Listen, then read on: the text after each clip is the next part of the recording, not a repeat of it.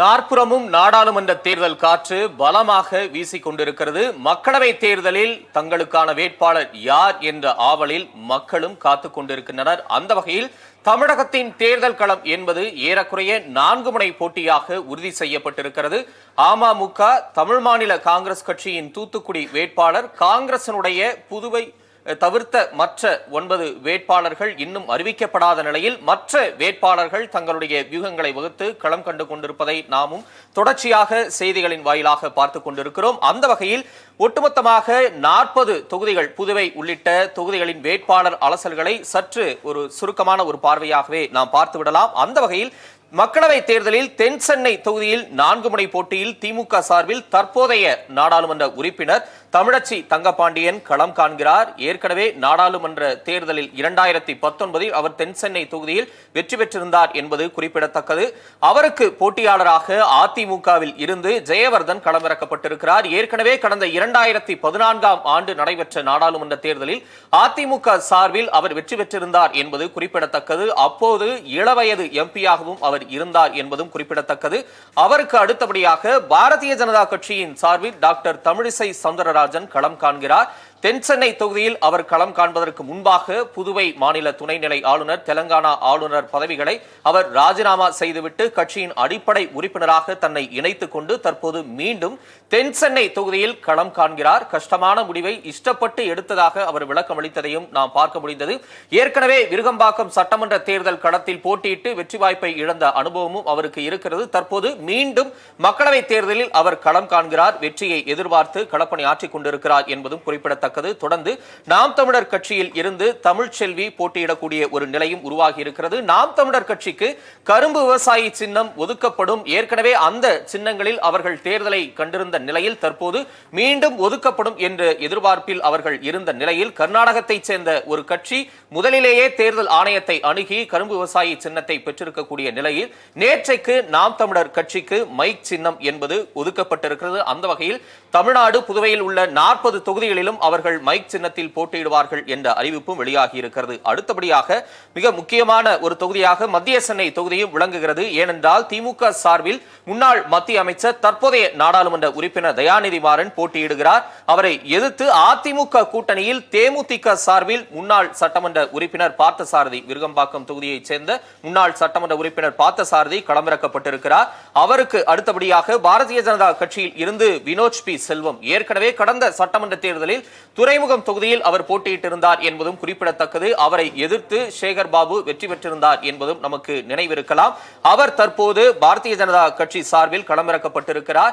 நேற்றைக்கு அவருடைய தேர்தல் பணிமனையை மத்திய அமைச்சர் அனுராக் தாக்கூர் வந்து திறந்து வைத்து திமுக அதிமுகவுக்கு மாற்றாக பாஜக தமிழகத்தில் மாற்று சக்தியாக வளர்ந்து கொண்டிருக்கிறது என்ற ஒரு கருத்தை அவர் குறிப்பிட்டிருந்தார் என்பதும் நாம் நினைவு கூறத்தக்கது. தொடர்ந்து நாம் தமிழர் கட்சியில் இருந்து டாக்டர் கார்த்திகேயன் போட்டியிடுகிறார். நாம் தமிழர் கட்சி சார்பாக பல்வேறு பொதுக்கூட்டங்கள், குறிப்பாக தொலைக்காட்சி விவாதங்களில், ஊடக விவாதங்களில் செய்தி தொடர்பாளராக அவர் பல்வேறு நிகழ்ச்சிகளில் பங்கெடுத்திருக்கிறார் என்பதும் குறிப்பிடத்தக்கது. டாக்டர் கார்த்திகேயன் நாம் தமிழர் கட்சி சார்பில் மத்திய சென்னையில் போட்டியிடுகிறார். தொடர்ந்து வட சென்னை தொகுதியை பொறுத்தளவில் டாக்டர் கலாநிதி வீராசாமி போட்டியிடக்கூடிய ஒரு நிலையும் இருக்கிறது. கலாநிதி வீராசாமி தற்போதைய எம்பியாக இருக்கிறார். முன்னாள் அமைச்சர் ஆற்காடு வீராசாமியின் மகன் டாக்டர் கலாநிதி வீராசாமி என்பது குறிப்பிடத்தக்கது. அவருக்கு போட்டியாளராக அதிமுகவில் இருந்து ராயபுரம் மனோ களமிறக்கப்பட்டிருக்கிறார். வட சென்னை பகுதியைச் சேர்ந்தவர். ஏற்கனவே இதற்கு முன்பாக பல கட்சிகளில், குறிப்பாக காங்கிரஸ் கட்சியின் முக்கிய நிர்வாகியாக இருந்தவர். அதிமுகவில் தன்னை இணைத்துக் கொண்டு பல்வேறு கட்ட பணிகளில் ஈடுபட்டு வந்த நிலையில் தற்போது வட சென்னை வேட்பாளராக அவர் அறிவிக்கப்பட்டிருக்கிறார். பாரதிய ஜனதா கட்சி சார்பில் பால் கனகராஜ், RC பால் கனகராஜ் பாரதிய ஜனதா கட்சியின் மாநில பொறுப்பில் இருக்கக்கூடியவர். அவரும் வேட்பாளராக களமிறக்கப்பட்டிருக்கிறார். நாம் தமிழர் கட்சி சார்பில் அமுதினி ஜெயபிரகாஷ் களமிறக்கப்பட்டிருக்கிறார் என்பதும் குறிப்பிடத்தக்கது. அதற்கு அடுத்தபடியாக திருவள்ளூர் தொகுதியை பொறுத்தவரை திமுக கூட்டணியில் காங்கிரஸ் கட்சிக்கு அந்த தொகுதி ஒதுக்கப்பட்டிருக்கிறது. அந்த தொகுதியில் இன்னும் வேட்பாளர் காங்கிரஸ் கட்சி சார்பில் அறிவிக்கப்படவில்லை. ஒட்டுமொத்தமாக 9 வேட்பாளர்கள் அறிவிக்கப்பட வேண்டும். இருப்பினும் அந்த தொகுதியில் சசிகாந்த் செந்தில், முன்னாள் IAS அதிகாரி, காங்கிரஸ் கட்சியினுடைய தேசிய அளவிலான வார் ரூம் பொறுப்பாளர், தலைவர் சசிகாந்த் செந்தில் போட்டியிடுவார் என்ற எதிர்பார்ப்பு ஏறக்குறைய அவர் உறுதி செய்யப்பட்டிருக்கிறார் என்ற தகவலும் வெளியாகி இருக்கிறது. தற்போதைய எம்பியான ஜெயக்குமாரும் அங்கு வாய்ப்பு கேட்டு காங்கிரஸ் தலைமையை அணுகி இருக்கக்கூடிய ரஞ்சன் குமாரும் போட்டியிடுவதற்கான முனைப்பு காட்டிக் கொண்டிருக்கின்றனர். இருப்பினும் சசிகாந்த் செந்திலுக்கு திருவள்ளூர் மாவட்டம் ஒதுக்கப்பட்டிருக்கிறது, அந்த தொகுதி ஒதுக்கப்பட்டிருப்பதான தகவலும் நமக்கு தொடர்ந்து கிடைத்து வருகிறது.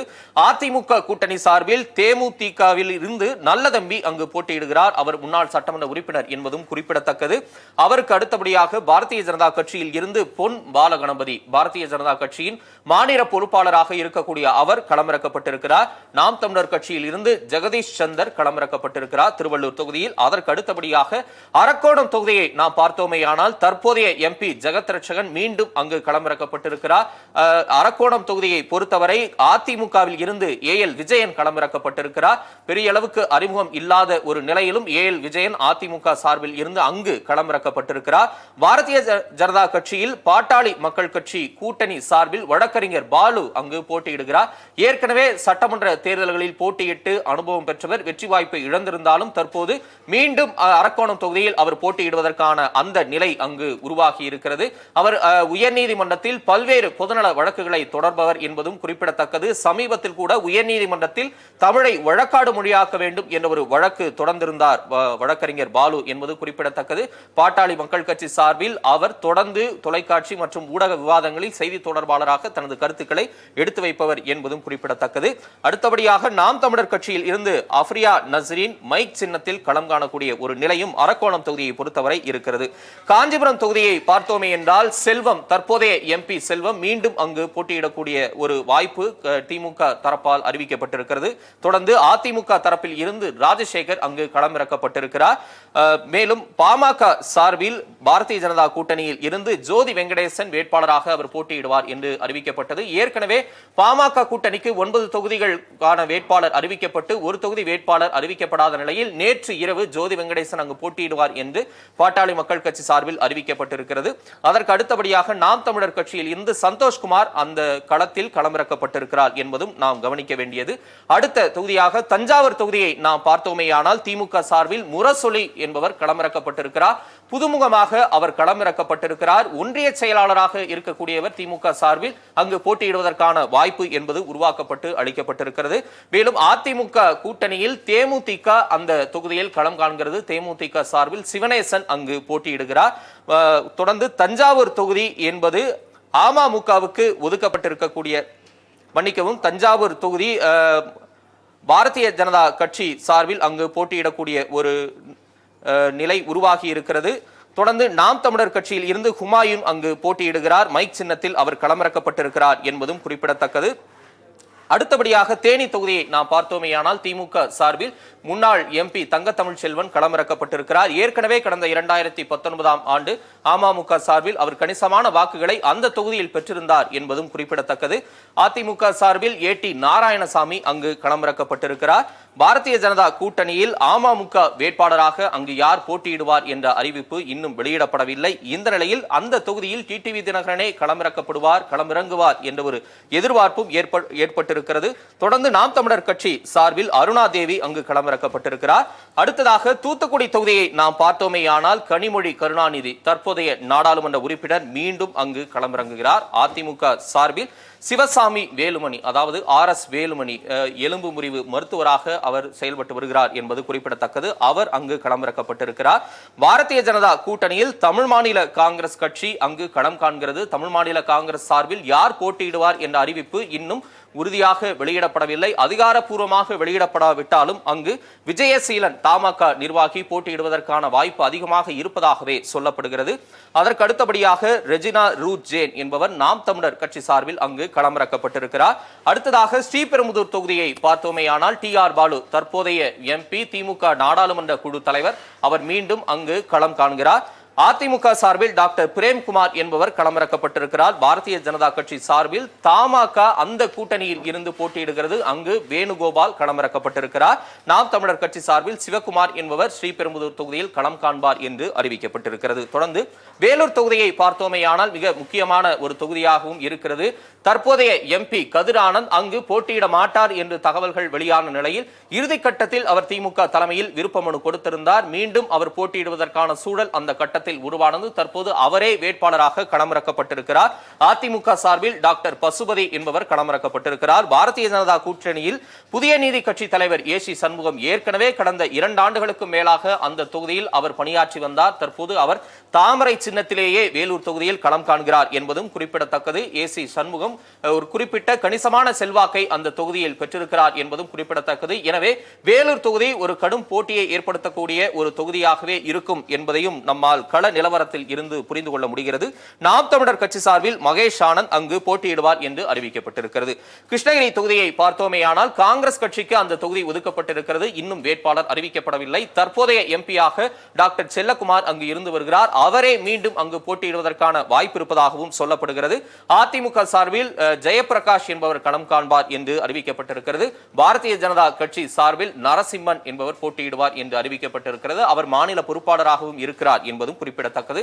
நாம் தமிழர் கட்சியில் இருந்து கிருஷ்ணகிரிக்கான வேட்பாளர் மட்டும் இன்னும் அறிவிக்கப்படவில்லை. தமிழகத்தின் புதுவையும் சேர்த்து ஒட்டுமொத்தமாக 39 வேட்பாளர் அறிவிக்கப்பட்ட நிலையில் கிருஷ்ணகிரிக்கு இன்னும் அறிவிக்கப்படவில்லை. தருமபுரி தொகுதியை பார்த்தோமேயானால் வழக்கறிஞர் மணி என்ற புதிய முகத்துக்கு திமுக சார்பில் வாய்ப்பளிக்கப்பட்டிருக்கிறது. ஏற்கனவே எம்பியாக இருந்த டாக்டர் செந்தில்குமாருக்கு அங்கு வாய்ப்பு மறுக்கப்பட்டிருக்கிறது. அதிமுக தரப்பில் டாக்டர் அசோகன் என்பவர் களம் காண்பார் என்று அறிவிக்கப்பட்டிருக்கிறது. கூடுதலாக ஒரு நட்சத்திர வேட்பாளராக பாஜக கூட்டணியில் பாட்டாளி மக்கள் கட்சி சார்பில் டாக்டர் சௌமியா அன்புமணி போட்டியிடுவார் என்று அறிவிக்கப்பட்டிருக்கிறது. ஏற்கனவே நேற்றைக்கு பாமக சார்பில் அரசாங்கம் என்பவர் போட்டியிடுவார் என்று காலை அறிவிப்பு வெளியானது. மாலை அந்த அறிவிப்பு திரும்ப பெறப்பட்டு டாக்டர் சௌமியா அன்புமணி அங்கு களம் காண்பார் என்று அறிவிக்கப்பட்டிருக்கிறது. ஏற்கனவே பாட்டாளி மக்கள் கட்சியின் தலைவர் டாக்டர் அன்புமணி 2014ஆம் ஆண்டு மக்களவைத் தேர்தலில் தருமபுரியில் பாஜக கூட்டணியில் போட்டியிட்டு வெற்றி பெற்றார் என்பது குறிப்பிடத்தக்கது. தற்போது டாக்டர் சௌமியா அன்புமணி அங்கு களமிறக்கப்பட்டிருக்கிறார். எனவே தருமபுரி தொகுதி மீதான ஒரு எதிர்பார்ப்பும் அதிக அளவில் இருக்கிறது. நாம் தமிழர் கட்சி சார்பில் அபிநயா என்பவர் அங்கு களமிறக்கப்பட்டிருக்கிறார். திருவண்ணாமலை தொகுதியை பொறுத்தவரை CN அண்ணாதுரை தற்போதைய MP மீண்டும் களமிறங்குகிறார். அதிமுக தரப்பில் என் களியபெருமாள் என்பவரும் பாஜக தரப்பில் அஸ்வத்தாமன் மாநில செய்தி தொடர்பாளர் அவர் களமிறக்கப்பட்டிருக்கிறார். நாம் தமிழர் கட்சி சார்பில் ரமேஷ் பாபு என்பவர் அங்கு களமிறக்கப்பட்டிருக்கிறார். அடுத்ததாக ஆரணி தொகுதியை பொறுத்தவரை திமுக சார்பில் தரணிவேந்தன் அங்கு மாவட்ட செயலாளராக இருக்கக்கூடியவர். ஆரணி தொகுதியை பொறுத்தவரை அங்கு அமைச்சர் ஏவா வேலுவின் மகன் கம்பன் களமிறங்குவார் என்று கணிக்கப்பட்ட நிலையில் அங்கு புதுமுகமாக மாவட்ட செயலாளர் தரணிவேந்தன் என்பவருக்கு வாய்ப்பளிக்கப்பட்டிருக்கிறது. அதிமுக தரப்பில் GV கஜேந்திரன் என்பவர் போட்டியிடுவார் என்ற அறிவிப்பை அதிமுக அறிவித்திருக்கிறது. பாரதிய ஜனதா கூட்டணியில் பாட்டாளி மக்கள் கட்சி சார்பில் கணேஷ்குமார் போட்டியிடுவார் என்ற அறிவிப்பு வெளியாகி இருக்கிறது. கணேஷ்குமார் மயிலம் தொகுதியின் முன்னாள் சட்டமன்ற உறுப்பினர் என்பது குறிப்பிடத்தக்கது. தற்போது அவர் ஆரணி நாடாளுமன்ற தொகுதியில் களமிறக்கப்பட்டிருக்கிறார். பாரதிய ஜனதா கூட்டணியில் பாமக சார்பில் நாம் தமிழர் கட்சி சார்பில் பாக்கியலட்சுமி என்பவர் களமிறக்கப்பட்டிருக்கிறார். விழுப்புரம் தொகுதியை பொறுத்தவரை திமுக கூட்டணியில் விடுதலை சிறுத்தைகள் கட்சியைச் சேர்ந்த டாக்டர் ரவிக்குமார் முனைவர் ரவிக்குமார் அங்கு போட்டியிடுகிறார். தற்போதைய MP மீண்டும் அங்கு களம் காண்கிறார். பானை சின்னத்தில் அவர்கள் போட்டியிடுவதாக அறிவிக்கப்பட்டிருக்கிறது. ஏற்கனவே விழுப்புரம் தொகுதியில் 2019 உதயசூரியன் சின்னத்தில் நின்று முனைவர் ரவிக்குமார் வெற்றி பெற்றிருந்தார். தற்போது பானை சின்னத்தில் அவர் களம் காண்கிறார். அதிமுக தரப்பில் பாக்கியராஜ் என்பவரும் பாஜக கூட்டணியில் பாமக தரப்பில் முரளி சங்கர் என்பவரும் களமிறக்கப்பட்டிருக்கிறார். முரளி சங்கர் ஏற்கனவே சட்டமன்ற தேர்தல்களில் போட்டியிட்டு வெற்றி வாய்ப்பை இழந்தவர் என்பது குறிப்பிடத்தக்கது. நாம் தமிழர் கட்சி சார்பில் களஞ்சியம் என்பவர் அங்கு களமிறக்கப்பட்டிருக்கிறார். தொடர்ந்து சேலம் தொகுதியை பொறுத்தவரை திமுக சார்பில் முன்னாள் நாடாளுமன்ற உறுப்பினர் செல்வ கணபதி அங்கு களமிறக்கப்பட்டிருக்கிறார். ஒரு மூத்த நிர்வாகியாக இருக்கக்கூடியவர், நாடாளுமன்ற உறுப்பினராக அனுபவம் பெற்றவர், ஒரு சிறந்த பேச்சாளராகவும் திமுக தரப்பில் அறியப்பட்டவர். அவர் அங்கு களமிறக்கப்பட்டிருக்கிறார். தற்போதைய MP SR பார்த்திபனுக்கு அங்கு வாய்ப்பு மீண்டும் அளிக்கப்படவில்லை என்பது குறிப்பிடத்தக்கது. அதிமுக தரப்பில் விக்னேஷ் என்பவர் போட்டியிடுவார் என்றும் பாஜக கூட்டணியில் பாமக சார்பில் அண்ணாதுரை என்பவர் போட்டியிடுவார் என்றும் அறிவிக்கப்பட்டிருக்கிறது. நாம் தமிழர் கட்சி சார்பில் மனோஜ்குமார் என்பவர் களமிறக்கப்பட்டிருக்கிறார். கள்ளக்குறிச்சி தொகுதியை பொறுத்தவரை திமுக தரப்பில் இருந்து மலையரசன் என்பவர் களமிறக்கப்பட்டிருக்கிறார். அவர் அங்கு பேரூர் கழக செயலாளராக இருக்கிறார் என்பதும் குறிப்பிடத்தக்கது. ஏற்கனவே கௌதம் சிகாமணி அமைச்சர் பொன்முடியின் மகன் போட்டியிட்டு வெற்றி பெற்ற ஒரு தொகுதி மீண்டும் அவருக்கு வாய்ப்பளிக்கப்படலாம் என்று சொல்லப்பட்ட நிலையில் புதுமுகமான மலையரசனுக்கு அங்கு வாய்ப்பளிக்கப்பட்டிருக்கிறது. அதிமுக தரப்பில் குமரகுரு என்பவரும் பாஜக கூட்டணியில் பாமக சார்பில் தேவதாஸ் என்பவரும் போட்டியிடுவார் என்று அறிவிக்கப்பட்டிருக்கிறது. தொடர்ந்து நாம் தமிழர் கட்சியில் இருந்து ஜெகதீச பாண்டியன் அங்கு மைக் சின்னத்தில் போட்டியிடுவார் என்று அறிவிக்கப்பட்டிருக்கிறது. இப்படியாக 4 முனை போட்டியில் பல்வேறு கள நிலவரங்களை பார்த்துக் கொண்டிருக்கிறோம். வேட்பாளர்களின் தனித்த தகவல்களையும் தொடர்ந்து நாம் பார்த்துக் கொண்டிருக்கிறோம். இன்னும் கூடுதலாக மற்ற தொகுதிகளும் இருக்கின்றன. அந்த தொகுதிகள் வேட்பாளர்கள் குறித்த அலசல்களையும் தொடர்ந்து பார்க்கலாம்.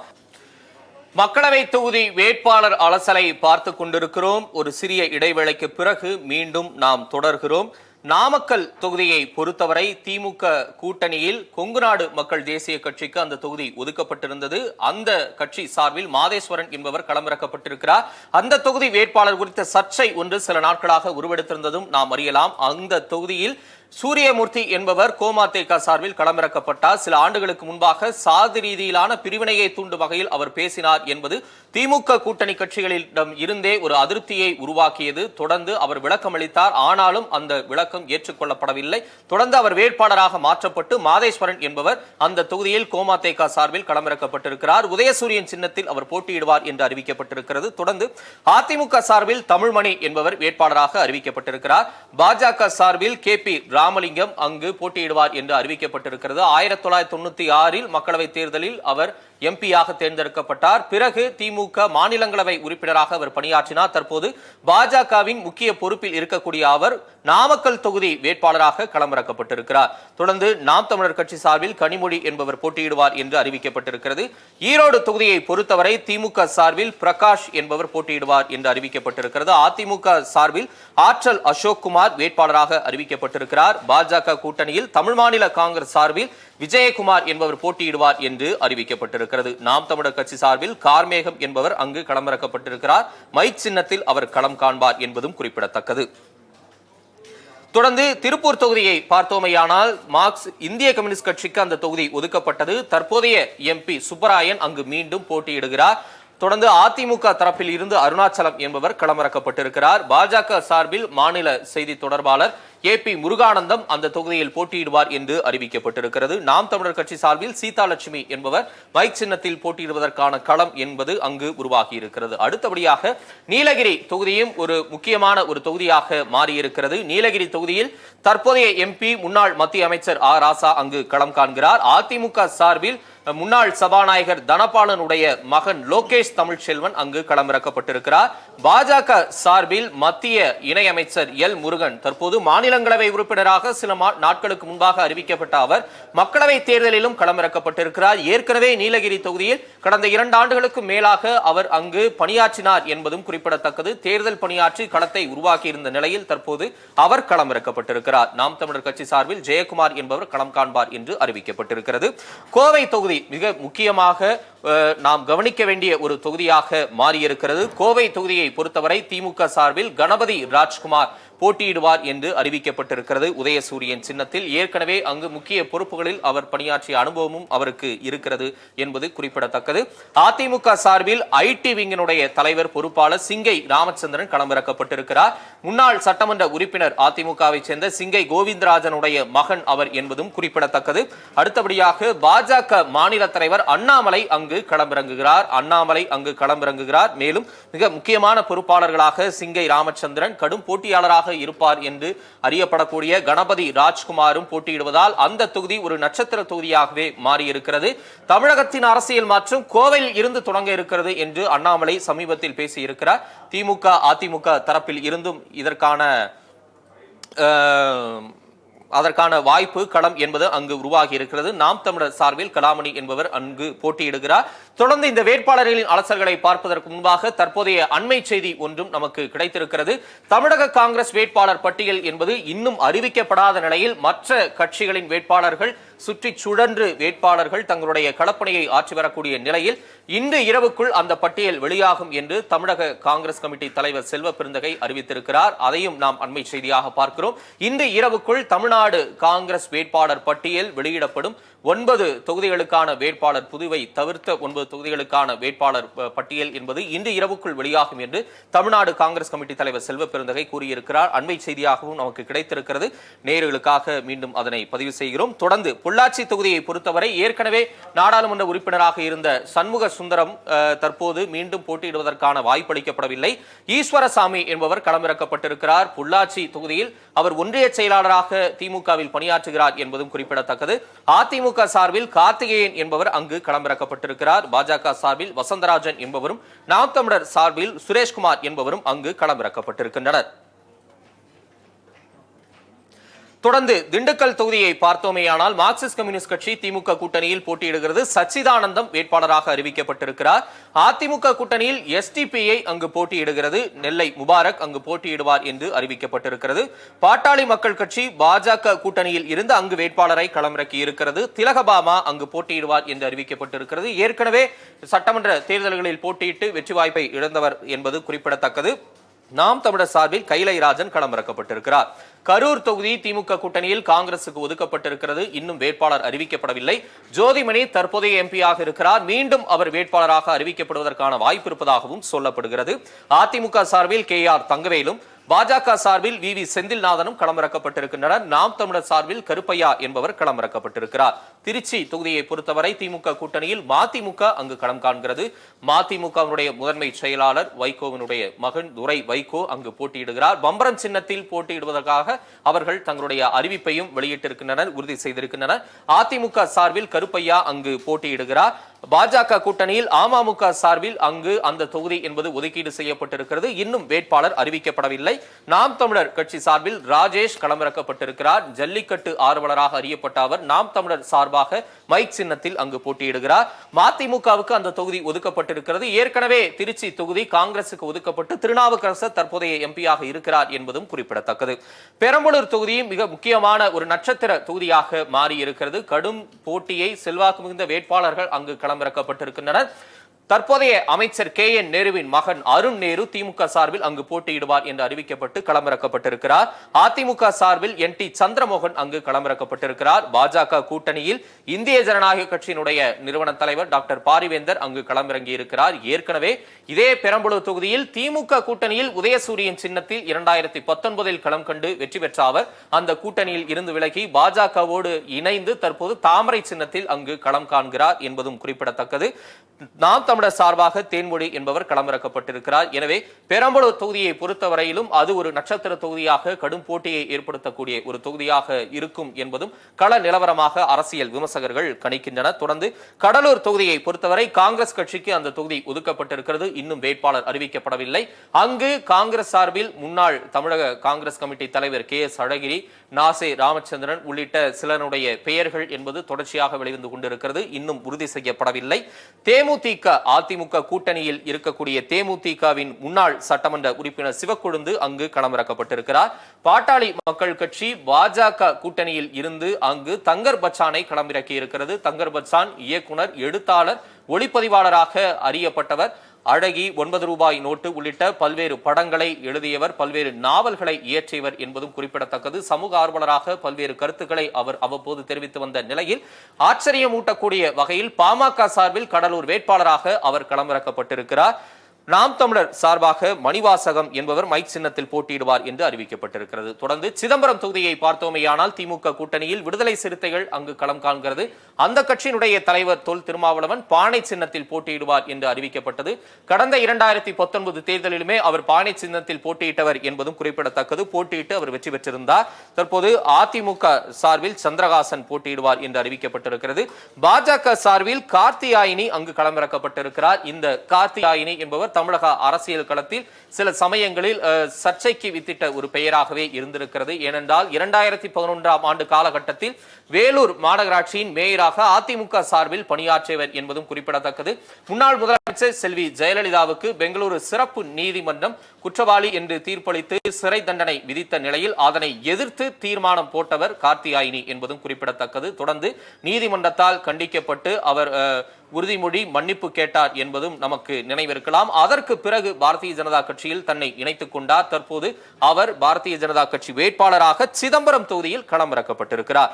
நாம் தமிழர் சார்பாக ஜான்சி ராணி என்பவர் போட்டியிடுவார் என்று அறிவிக்கப்பட்டிருக்கிறது. மயிலாடுதுறை தொகுதியை பார்த்தோமேயானால் திமுக கூட்டணியில் காங்கிரஸ் கட்சிக்கு அந்த தொகுதி ஒதுக்கப்பட்டிருக்கிறது. இன்னும் வேட்பாளர் அறிவிக்கப்படவில்லை. 2 முக்கிய பெயர்கள் அடிபட்டுக் கொண்டிருக்கின்றன. ஒன்று மணிசங்கரையர், இன்னொன்று பிரவீன் சக்கரவர்த்தி. இவர்களில் பிரவீன் சக்கரவர்த்தி அறிவிக்கப்படுவதற்கான வாய்ப்பு இருப்பதாக அதிகமாக சொல்லப்படுகிறது. இன்று இரவுக்குள் யார் வேட்பாளர் என்பதும் நமக்கு தெரிந்துவிடும். அதிமுக சார்பில் பாபு என்பவரும், பாஜக கூட்டணியில் பாமக சார்பில் ஸ்டாலின் என்பவரும் களமிறக்கப்பட்டிருக்கின்றனர். நாம் தமிழர் கட்சி சார்பாக காளியம்மாள் அங்கு போட்டியிடுவார் என்று அறிவிக்கப்பட்டிருக்கிறது. காளியம்மாள் நாம் தமிழர் கட்சியில் நன்கு முகமறிந்த ஒரு வேட்பாளராக இருக்கக்கூடியவர். பல்வேறு பொதுக்கூட்டங்கள், ஊடக, தொலைக்காட்சி விவாதங்களில் பங்கெடுத்து கருத்துக்களை முன்வைப்பவர் என்பதும் குறிப்பிடத்தக்கது. நாகை தொகுதியை பொறுத்தவரை திமுக கூட்டணியில் சிபிஐ இந்திய கம்யூனிஸ்ட் கட்சிக்கு ஒதுக்கப்பட்டிருக்கிறது. அங்கு ஏற்கனவே எம்பியாக இருக்கக்கூடிய செல்வராஜ் போட்டியிடுவார் என்று அறிவிக்கப்பட்டிருக்கிறது. செல்வராஜ் அங்கு களம் காணக்கூடிய ஒரு நிலை உருவாகி இருக்கிறது. அதிமுக சார்பில் சுர்ஜித் சங்கர் என்பவரும், பாஜக சார்பில் எஸ்டிஎம் ரமேஷ் என்பவரும் களமிறக்கப்பட்டிருக்கின்றனர். இந்த எஸ்டிஎம் ரமேஷ் 2004ஆம் ஆண்டே மக்களவை தேர்தலில் அவர் தனித்து சுயேட்சையாக களம் கண்டு கணிசமான வாக்குகளை பெற்றார் என்பதும் குறிப்பிடத்தக்கது.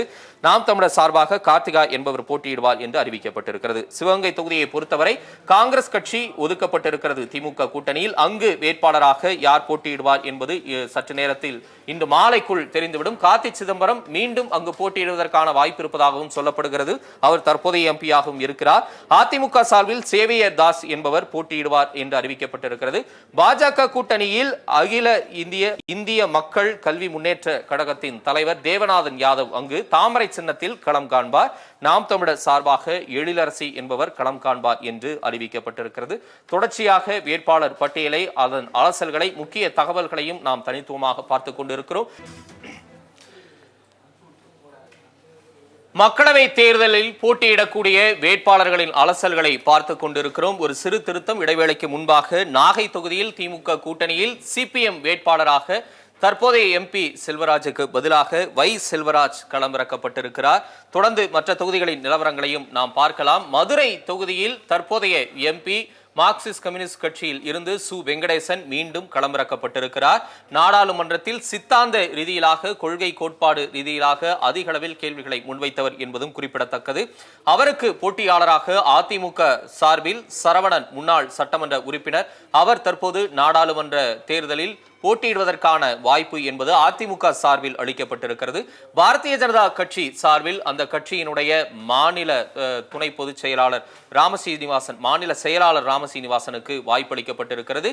திருச்சி தொகுதியில் அவர் போட்டியிடுவார் என்று கணிக்கப்பட்ட நிலையில் அங்கு திருச்சி சிவா அவருக்கு எதிர்ப்பை தெரிவித்திருந்த நிலையில் கடந்த சில நாட்களுக்கு முன்பாக திருச்சி மண்ணின் மைந்தன் என்பதை ஒட்டி சர்ச்சை உருவான நிலையில் அவர் மதுரை தொகுதி வேட்பாளராக அறியப்பட்டிருக்கிறார். விருதுநகர் தொகுதிக்கு அவர் ஏற்கனவே தேர்தல் பணிகளை செய்து வைத்திருந்த நிலையில் மதுரை தொகுதி வேட்பாளராக அவர் அறிவிக்கப்பட்டிருக்கிறார். நாம் தமிழர் கட்சி சார்பில் சத்யாதேவி போட்டியிடுவார் என்று அறிவிக்கப்பட்டிருக்கிறது. விருதுநகர் தொகுதியை பொறுத்தளவில் திமுக கூட்டணியில் காங்கிரஸ் கட்சிக்கு தொகுதி ஒதுக்கப்பட்டிருக்கிறது. அங்கு தற்போதைய எம்பியாக மாணிக்கம் தாகூர் இருக்கிறார். மீண்டும் அவர் அங்கு வேட்பாளராக அறிவிக்கப்படுவது ஏறக்குறைய உறுதி என்ற தகவலை நமக்கு கிடைத்திருக்கிறது. இன்று இரவு வரை பொறுத்தால் வேட்பாளர் பட்டியலில் அதற்கான விடை என்பது தெரிந்துவிடும். விருதுநகர் தொகுதியும் ஏறக்குறைய ஒரு நட்சத்திர தொகுதிக்கான அந்தஸ்தை பெற்றிருக்கிறது. ஏனென்றால் அதிமுக கூட்டணியில் தேமுதிக சார்பில் விஜய பிரபாகரன் அங்கு களமிறக்கப்பட்டிருக்கிறார். விஜயகாந்தனுடைய மகன் விஜய பிரபாகரன் முதல் முறையாக தேர்தல் அரசியல் களத்தில் தன்னுடைய போட்டியாளராக தன்னுடைய பிரவேசத்தை அங்கு மேற்கொள்கிறார். பாரதிய ஜனதா கட்சி சார்பில் நடிகை ராதிகா சரத்குமார் அங்கு களமிறக்கப்பட்டிருக்கிறார். சமத்துவ மக்கள் கட்சி கடந்த வாரம் பாஜகவோடு தன்னை இணைத்துக் கொண்டது. நடிகர் சரத்குமார் அந்த கட்சியினுடைய தலைவர் பாஜகவோடு தன்னை இணைத்துக் கொண்ட நிலையில் ராதிகா சரத்குமார் அங்கு களமிறக்கப்பட்டிருக்கிறார். தேர்தல் களத்தில் முதல் முறையாக அவர் போட்டியிடுகிறார் என்பதும் குறிப்பிடத்தக்கது. நாம் தமிழர் கட்சி சார்பில் கௌரி பாண்டியன் என்பவர் களமிறக்கப்பட்டிருக்கிறார். இந்த நிலையில் விருதுநகர் தொகுதியும் எதிர்பார்க்கப்படக்கூடிய ஒரு தொகுதியாக, நட்சத்திர தொகுதியாகவே மாறியிருக்கிறது என்றே நாம் குறிப்பிடலாம். அதேபோன்று ராமநாதபுரம் தொகுதியும் கவனிக்கப்படக்கூடிய ஒரு தொகுதியாக மாறியிருக்கிறது. ஏனென்றால் பாஜக கூட்டணியில் ஓ பன்னீர்செல்வம் சுயேட்சை சின்னத்தில் அங்கு போட்டியிடுவார். அதிமுகவின் உண்மை தொண்டர்கள் எங்கள் பக்கம் இருக்கின்றனர், அதிமுகவை மீட்டெடுப்போம் என்று தொடர்ச்சியாக அவர் கூறி வரக்கூடிய நிலையில் அதிமுக உரிமை மீட்பு குழு என்ற குழுவோடு இணைந்து அவர் செயல்பட்டுக் கொண்டிருக்கக்கூடிய நிலையில் ராமநாதபுரம் தொகுதியில் சுயேட்சை சின்னத்தில் அவர் களம் காண்கிறார். திமுக கூட்டணியில் இந்திய யூனியன் முஸ்லிம் லீக்கிற்கு தற்போதைய எம்பி நவாஸ் கனி மீண்டும் அங்கு போட்டியிடுவதற்கான வாய்ப்பளிக்கப்பட்டிருக்கிறது. ஏணி சின்னத்தில் அவர் களம் காண்கிறார். அதிமுக சார்பில் ஜெயபெருமாள் அங்கு களம் காண்கிறார். நாம் தமிழர் கட்சி சார்பில் சந்திரபிரபா களமிறக்கப்பட்டிருக்கிறார். தென்காசி தொகுதியும் ஏற்கனவே உற்றுநோக்கப்படக்கூடிய ஒரு தொகுதியாகவே இருந்தது. ஏனென்றால் தென்காசி தொகுதி யாருக்கு ஒதுக்கப்பட இருக்கிறது என்பது அதிமுக பாஜக கூட்டணியில் இருக்கக்கூடிய சில கட்சிகளின் முடிவை எடுப்பதற்கு ஒரு காரணமாகவே இருக்கிறது என்றே நாம் குறிப்பிடலாம். அந்த வகையில் திமுக கூட்டணியில் ராணி ஸ்ரீகுமார் புதுமுகமாக களமிறக்கப்பட்டிருக்கிறார். ஏற்கனவே இருந்த தனுஷ் எம் குமாருக்கு மீண்டும் வாய்ப்பளிக்கப்படவில்லை. அதிமுக கூட்டணியில் புதிய தமிழகம் கட்சிக்கு அந்த தொகுதி ஒதுக்கப்பட்டிருக்கிறது. அந்த கட்சி சார்பில் டாக்டர் கிருஷ்ணசாமி அல்லது அவருடைய மகன் ஷியாம் கிருஷ்ணசாமி போட்டியிடுவார் என்று எதிர்பார்க்கப்படுகிறது. தொலைக்காட்சி பெட்டி சின்னத்திற்காக அவர்கள் தேர்தல் ஆணையத்தை நாடி இருக்கின்றனர். தனிச்சின்னத்தில் போட்டியிடுவோம் என்ற அறிவிப்பையும் அவர்கள் வெளியிட்டிருக்கின்றனர். பாஜக கூட்டணியில் தமுக தமிழக மக்கள் முன்னேற்ற கழக தலைவர் ஜான் பாண்டியன் தாமரை சின்னத்தில் அங்கு களம் காண இருக்கிறார். நாம் தமிழர் கட்சி சார்பாக இசை மதிவாணன் அங்கு போட்டியிடுவார் என்று அறிவிக்கப்பட்டிருக்கிறது. தென்காசி தொகுதியும் ஒரு உற்றுநோக்கக்கூடிய ஒரு தொகுதியாகவே மாறியிருக்கிறது. திருநெல்வேலி தொகுதியை பொறுத்தவரை திமுக கூட்டணியில் காங்கிரஸ் கட்சிக்கு ஒதுக்கப்பட்டிருக்கிறது. அங்கு பீட்டர் அல்போன்ஸ் போட்டியிடுவதற்கான வாய்ப்பு இருப்பதாக சொல்லப்படுகிறது. தற்போதைய எம்எல்ஏ ரூபி மனோகரனும் போட்டியிடுவதற்கான வாய்ப்பு இருப்பதாகவும் கணிக்கப்படுகிறது. இன்று இரவுக்குள் அதற்கான பதில் நமக்கு தெரிந்துவிடும். அதிமுக சார்பில் ஒரு வித்தியாசமான ஒரு எதிர்பாராத ஒரு வேட்பாளர் களமிறக்கப்பட்டிருக்கிறார். சிம்லா முத்துச்சோழன் கட்சியில் இணைந்த 14 நாட்களிலேயே அவர் நெல்லை நாடாளுமன்ற தொகுதி வேட்பாளராக களமிறக்கப்பட்டிருக்கிறார். ஏற்கனவே கடந்த ஆர்கே நகர் தொகுதிக்கான இடைத்தேர்தல்களில் செல்வி ஜெயலலிதாவை எதிர்த்து திமுக சார்பில் அவர் களமிறக்கப்பட்டார் என்பது குறிப்பிடத்தக்கது. அவர் அதிமுகவில் தன்னை இணைத்துக் கொண்டு அடுத்த 14வது நாளில் நெல்லை தொகுதி வேட்பாளராக அவர் அறிவிக்கப்பட்டிருக்கிறார். பாஜக சார்பில் நயினார் நாகேந்திரன் பாஜக சட்டமன்ற குழு தலைவர், நெல்லை சட்டமன்ற தொகுதியின் உறுப்பினராக தற்போது அவர் செயல்பட்டு வருகிறார். அவர் அங்கு வேட்பாளராக களமிறக்கப்பட்டிருக்கிறார். நாம் தமிழர் சார்பாக சத்யா என்பவர் களமிறக்கப்பட்டிருக்கிறார். திருநெல்வேலி தொகுதியும் ஒரு எதிர்பார்க்கப்படக்கூடிய ஒரு தொகுதியாகவே மாறியிருக்கிறது. அதன் முடிவுகள் மீதான எதிர்பார்ப்பும் நமக்கு இருக்கிறது. கன்னியாகுமரி தொகுதியை பொறுத்தவரை திமுக கூட்டணியில் காங்கிரஸ் கட்சிக்கு ஒதுக்கப்பட்டிருக்கிறது. விஜய் வசந்த் தற்போதைய எம்பியாக இருக்கிறார். மீண்டும் அவர் போட்டியிடுவதற்கான வாய்ப்பு இருப்பதாகவும் சொல்லப்படுகிறது. அதிமுக சார்பில் ஃபசிலியான் நசரேத் என்பவர் அங்கு வேட்பாளர் அறிவிக்கப்பட்டிருக்கிறார். பாஜக சார்பில் முன்னாள் மத்திய அமைச்சர் முன்னாள் எம்பி பொன் ராதாகிருஷ்ணன் அங்கு போட்டியிடுகிறார். ஏற்கனவே 2014ஆம் ஆண்டு தேசிய ஜனநாயக கூட்டணி சார்பில் பாஜக சார்பில் வெற்றி பெற்ற ஒரே வேட்பாளராக அவர் அங்கு இருந்திருந்தார். தேசிய ஜனநாயக கூட்டணியில் வெற்றி பெற்ற மற்றொரு வேட்பாளர் பாமக தலைவர் தற்போதைய தலைவர் அன்புமணி அப்போது தருமபுரி தொகுதியில் வெற்றி பெற்றிருந்தார் என்பதும் குறிப்பிடத்தக்கது. எனவே கடும் போட்டியாளராக அவர் இருக்கக்கூடும் என்றே கணிக்கப்படுகிறது. நாம் தமிழர் சார்பாக மரிய ஜெனிஃபர் அங்கு போட்டியிடுகிறார். இதற்கு அடுத்தபடியாக புதுவை தொகுதியை நாம் பார்த்தோமே ஆனால் காங்கிரஸ் கட்சியினுடைய வைத்திலிங்கம் அங்கு போட்டியிடுவார் என்று அறிவிக்கப்பட்டிருக்கிறது. தற்போதைய எம்பியாகவும் அவர் இருக்கக்கூடியவர். அதிமுக சார்பில் தமிழ்வேந்தன் என்பவர் அங்கு போட்டியிடுவார் என்று அறிவிக்கப்பட்டிருக்கிறது. பாஜக சார்பில் புதுவை மாநிலத்தினுடைய உள்துறை அமைச்சர் நமச்சிவாயம் அங்கு போட்டியிடுவார் என்று அறிவிக்கப்பட்டிருக்கிறது. நாம் தமிழர் சார்பாக மேனகா என்பவர் போட்டியிடுவார் என்றும் அறிவிக்கப்பட்டிருக்கிறது. ஒட்டுமொத்தமாக 40 தொகுதிக்கான தமிழ்நாடு புதுவை 40 தொகுதிக்கான வேட்பாளர்களின் அலசலை நேயர்களுக்காக சுருக்கமாகவே நாம் வழங்கி இருக்கிறோம். இன்னும் நிறைய பல தகவல்கள் இருக்கின்றன. நேரத்தின் அருமை கருதி மிக சுருக்கமாக மக்களவை தேர்தலில் 4 முனை போட்டியில் இருக்கக்கூடிய வேட்பாளர்கள் யார் என்ற கருத்தை நாம் பதிவிட்டிருக்கிறோம். இன்னும் திமுக கூட்டணியில் காங்கிரஸ் சார்பில் போட்டியிடக்கூடிய வேட்பாளர்கள் அறிவிக்கப்படவில்லை. புதுவைக்கு மட்டும் வைத்திலிங்கம் என்று அறிவிக்கப்பட்டிருக்கிறார். பாஜக கூட்டணியில் தமிழ் மாநில காங்கிரஸ் கட்சிக்கு 3 தொகுதி ஒதுக்கப்பட்டிருக்கிறது. ஸ்ரீபெரும்புதூர், ஈரோடு, தூத்துக்குடி. ஸ்ரீபெரும்புதூர், ஈரோடு தொகுதிக்கு வேட்பாளர்கள் அறிவிக்கப்பட்டிருக்கின்றன. தூத்துக்குடிக்கு இன்னும் சற்று நேரத்தில் வேட்பாளர் அறிவிக்கப்படுவார் என்ற எதிர்பார்ப்பு இருக்கிறது. அதே பாஜக கூட்டணியில் அமமுகவுக்கு 2 தொகுதிகள் ஒதுக்கப்பட்டிருக்கிறது. திருச்சி மற்றும் தேனி. அவர்களுக்கான வேட்பாளர்களும் அறிவிக்கப்படுவதற்கான வாய்ப்பு இருக்கிறது. தேனியில் டிடிவி தினகரன் போட்டியிடுவதற்கான வாய்ப்பு இருப்பதாகவும் கணிக்கப்படுகிறது. இவற்றை கடந்து ஒட்டுமொத்தமாக திமுக கூட்டணி அதனுடைய வேட்பாளர்களை பார்த்தோமேயானால் திமுகவில் 11 புதுமுகங்கள் களமிறக்கப்பட்டிருக்கின்றனர். ஏற்கனவே 10 எம்பிக்கள் மீண்டும் வாய்ப்பளிக்கப்பட்டிருக்கின்றனர். 6 சிட்டிங் எம்பிக்களுக்கு வாய்ப்பு என்பது மறுக்கப்பட்டிருக்கிறது. கூட்டணி கட்சி வேட்பாளர்களும் ஏறக்குறைய எதிர்பார்த்த ஒரு வேட்பாளர்களாகவே களமிறக்கப்பட்டு அவர்கள் திமுக தரப்பில் தேர்தல் அறிக்கை வெளியிடப்பட்டு தொடர்ந்து முதலமைச்சரும் நேற்றைக்கு முதல் பிரச்சார கூட்டத்தை திருச்சியில் தொடங்கி இருக்கிறார். திருச்சி பெரம்பலூருக்கான வேட்பாளர்களை அறிமுகம் செய்துவிட்டு பிரச்சாரத்தை தொடங்கி இருக்கிறார். பிரதமர் தமிழகத்திற்கு ஒன்றும் செய்யவில்லை, பிரதமர் கண்ணில் பயம் தெரிகிறது என்று அடிப்படையில் தனது பிரச்சார கருத்துக்களை அவர் தொடர்ந்து முன்வைத்திருக்கிறார். அதிமுக தரப்பில் பார்த்தோமேயானால் அதிமுக தேர்தல் அறிக்கையும் வெளியிடப்பட்டிருக்கிறது. மாதந்தோறும் 3000 ரூபாய் மகளிர் உதவித்தொகை உள்ளிட்ட பல்வேறு வாக்குறுதிகள் அதில் வழங்கப்பட்டிருக்கின்றன. 24ஆம் தேதி அதாவது நாளை அதிமுக கூட்டணி சார்பில் போட்டியிடக்கூடிய புதுவை உள்ளிட்ட 40 வேட்பாளர்கள் அணிவகுக்கக்கூடிய ஒரு பொதுக்கூட்டம் நடைபெறும் என்று அறிவிக்கப்பட்டிருக்கிறது. தேர்தல் அறிக்கை அதற்கடுத்தபடியாக பொதுக்கூட்டம் என்று அதிமுக கூட்டணியும் அடுத்த கட்ட நகர்வை முன்வைத்திருக்கின்றனர். அதிமுகவின் வேட்பாளர் பட்டியலை பார்த்தோமேயானால் பெரிதும் அறிமுகம் இல்லாத ஒரு முகங்களை அவர்கள் வேட்பாளர்களாக அறிமுகம் செய்திருக்கின்றனர். அதிமுக தரப்பில் அதற்கான காரணமாக செல்வி ஜெயலலிதா அவர்களின் பாணி திரு எடப்பாடி பழனிசாமி அதனை கடைபிடித்திருக்கிறார். கடைக்கோடி தொண்டர்களுக்கும் நிர்வாகிகளுக்கும் வாய்ப்பளிக்கப்பட வேண்டும் என்ற அடிப்படையில் இந்த வேட்பாளர் பட்டியல் தயாரிக்கப்பட்டிருக்கிறது.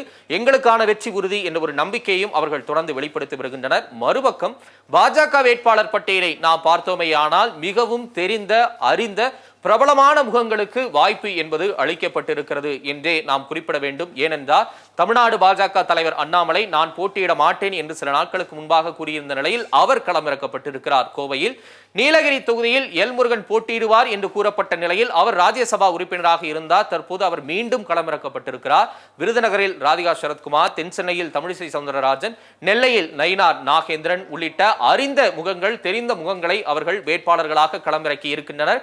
கடும் போட்டியை உருவாக்க வேண்டும் என்ற ஒரு கருத்தோடு அவர்கள் களமிறங்கி இருக்கின்றனர். புதுவையோடு சேர்த்து 24 வேட்பாளர்கள் தாமரை சின்னத்தில் போட்டியிடக்கூடிய ஒரு நிலை என்பதும் உருவாகி இருக்கிறது. எனவே அவர்கள் தங்களுக்கான வெற்றியை பதிவு செய்வதில் குறிப்பாக திமுகவுக்கு நேரடி போட்டியாளர் நாங்கள் தான் என்ற ஒரு சித்திரத்தை உருவாக்க வேண்டும், வாக்கு சதவீதத்தை அதிகப்படுத்த வேண்டும் என்ற ஒரு கருத்தோடு இப்படியான ஒரு வேட்பாளர் பட்டியலை அறிமுகப்படுத்தி இருக்கின்றனர், அறிவித்திருக்கின்றனர் என்றே அரசியல் கள விமர்சகர்கள் கருதுகின்றனர். இவற்றை கடந்து இந்த மும்முனை போட்டியை கடந்து 4வது போட்டியாளராக நாம் தமிழர் கட்சி மைக் சின்னத்தில் கரும்பு விவசாயி சின்னம் மறுக்கப்பட்ட நிலையில் தற்போது மைக் சின்னத்தில் 40 வேட்பாளர்களையும் அவர்கள் களமிறக்கி இருக்கின்றனர். இன்று மாலை நாம் தமிழர் கட்சியின் ஒருங்கிணைப்பாளர் 40 வேட்பாளர்களின் அறிமுக பொதுக்கூட்டத்தை நடத்துகிறார் என்ற அறிவிப்பும் வெளியாகி இருக்கிறது. எனவே இந்த 4 முனை போட்டியில் யார் வேட்பாளர் யார் வெற்றி பெறப் போகிறார் என்ற ஒரு எதிர்பார்ப்பும் ஏற்பட்டிருந்தது. வேட்பாளர் யார் என்ற கேள்விக்கான விடை கிடைத்திருக்கிறது. இனி வெற்றி யாருக்கு என்ற ஒரு முக்கிய கேள்வி எழுந்திருக்கிறது. அனைத்து கட்சிகளுமே தங்களுக்கான முனைப்பை வியூகத்தை வகுத்து தேர்தல் களத்தை அணுக தொடங்கி இருக்கின்றனர். ஏப்ரல் 19ஆம் தேதி வாக்குப்பதிவு நாளாக அறிவிக்கப்பட்டிருக்கிறது. ஜூன் 4 வாக்கு எண்ணிக்கைக்கான நாளாக அறிவிக்கப்பட்டிருக்கிறது. எனவே வாக்குப்பதிவுக்கான சில நாட்கள் இடைவெளியில் என்ன வியூகங்களை வகுத்து கட்சிகள் களமிறங்க போகின்றனர், மக்கள் யாருக்கு மகுடம் சூட போகின்றனர் என்ற ஒரு எதிர்பார்ப்பும் ஏற்பட்டிருக்கிறது. அதற்கான விடை நிச்சயம் ஜூன் 4ஆம் தேதி தெரிந்துவிடும். இந்தியா போன்ற உலகின் மிகப்பெரிய ஜனநாயக நாட்டை ஆளப்போவது யார், குறிப்பாக தமிழ்நாட்டு மக்கள் தங்களுடைய வாக்கை யாருக்கு செலுத்த போகின்றனர் என்ற ஒரு எதிர்பார்ப்பு உச்சத்தில் இருக்கிறது. அந்த உச்சத்தில் இருக்கக்கூடிய எதிர்பார்ப்புக்கான விடை இன்னும் சில நாட்களில் தெரிந்துவிடும்.